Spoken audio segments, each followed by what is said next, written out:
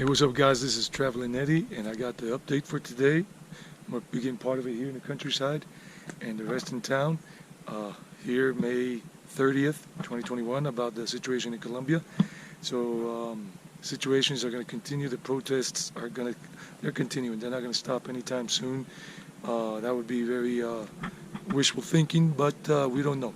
We just don't know. I don't know, I can't tell you what, but anyhow, some places are safe to travel to, and if you are planning to come to Colombia because you want to in July or in August, some of you have been expressing or asking me, will it be safe at that time? I don't know, but at least if you do come, because it's up to you, that's your decision, make sure you stay well informed about where to go and where you can hang out, and make sure you know what, if they're still happening at that time, where the protest marches are taking place, and stay away from those zones. Friday, May 28th, the ones in Cali were very violent. I was just reading the news.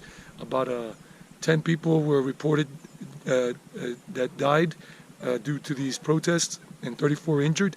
And then in Cali, I don't know about the rest of the country because I was just reading the news. I'll see if I can get some more stuff.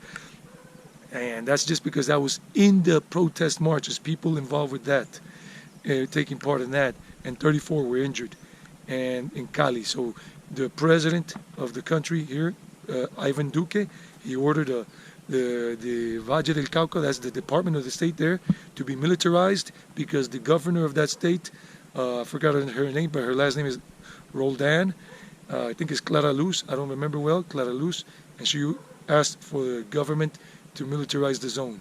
So that's what's going on there. And the president is going to militarize another 10 departments or states, or 8 departments in 10 cities in the country, because the local governors, the governors of some of those states, departments, and the mayors asked for it, because it's when they ask for it. So this is what's happening. Stay tuned. And of course in Medellin, what I heard that happened on Friday, because I was at my grandma's house and I was talking to my aunt yesterday, that the protest marchers marched through the stadium area, Atanasio Girardot and everything, and Boulevard La 70. There's a video about the nightlife there on this channel, if you want to see that, and that they burned about 2 or 3 banks in that area, not the inside, but the outside, the facade, the entrance. They set them on fire because the banks in Colombia are not like a building, like a separate building, whatever, like in the States in many areas. They're just part of like these facades here, like these businesses, like there's a bank right there. So they would burn the facade right there of that bank. They burnt it, like 6 banks. They burnt the facade, the entrance in Medellin on Friday during the protests, and a lot of vandalism. So stay away from those protest marches, because some can get very ugly, because some vandals infiltrate the protest marches and then they cause havoc. I heard that they broke into Éxito. Éxito is a big chain of hypermarkets here in Colombia, and the one on Columbia Street there in Medellin, for those of you who know it, near Carlos R. Restrepo, near Suramericana, near the Atanasio Girardot Stadium where the national team plays.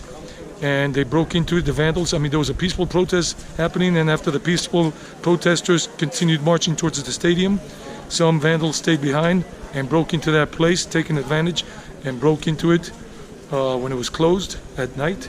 So the vandals, the delinquents are taking advantage of this. A lot of people are saying, it's not us, it's not us. We are protesting, but we're not the ones causing all this craziness. That's all. Okay, in continuation, we're here in Guarne, the town where I live. Guys, the situation is that what I told you, be safe. If you're gonna come, just know that some areas of the country are going to be militarized. That means the military is gonna be out patrolling. And then I read in the news report that even there are videos that prove, because the newspaper reported this yesterday, that the prosecutor's office, the workers for the prosecutor's office, some of them carry firearms, and in the videos, the newspaper said that it was seen that they used their weapons, firearms, that they fired against protesters. They fired shots into the protesters in Cali, or I don't know where. So the situation is getting tense, very tense. So please do really think about it before coming this way. If you want to come, if you're scared, don't come. If you're not scared, there are places. I have some videos about places that I recommend you can go to and they're safe in terms of Medellin, but I couldn't tell you about Cali or Bogota or whatever. I will be in Bogota soon, in about 2 weeks, less than 2 weeks, and I'll be making some videos there before I fly out of Colombia. But it's a great country and great people, but the people are fed up. Some of you may not know why these protests are taking place. People think it's just because of the tax reform, but that was just the last straw that broke the camel's back, according to many people. And they struck that down, and the health reform that the government was planning to carry out as well, which would have affected poor people greatly and made them even worse in terms of getting medical care. So that was struck down too, but then more groups started joining into the protest marches, and people are basically asking for the minimum salary to be raised much higher so they can have a better quality of life, standard of living, so they can get more, like, better food, quality food and stuff, and medical care and things like that, and the medicine they need. And they want better guarantees that they or their children can have an opportunity, a possibility of going to university or college, a public university or public college after school. And even at the schools, the public schools, the system is very bad. The quality of education is very low here in Colombia in terms of the public schools, and people are claiming, they're just asking for these things to be improved so they can come out ahead in life, so they can have a possibility of coming out of poverty. Some of them are in very extreme poverty, some are in poverty, and some just don't see any way out because they're in such extreme poverty that they're just thinking about being delinquents or losing hope or becoming drug traffickers just to make a quick buck, or doing kidnapping, which is where they get a lot of money to a few groups. So this is what's happening.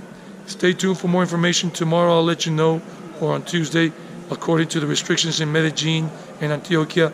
Right now the restrictions are 12 midnight to 5 a.m. that nobody can go out, curfew and dry law. But tourism is open again in this state of Colombia, in this department called Antioquia. Stay tuned for more. Here from Guarne, Traveling Eddie, and we're going places. And just make sure you look for the suggested videos in this thing. You'll see them about 4 or 5 along the video on the top part about places that you can go to and all that. And stay tuned for a video about tips if you're coming here, how to stay safe and what not to do to avoid problems of getting robbed or scammed or whatever. All right?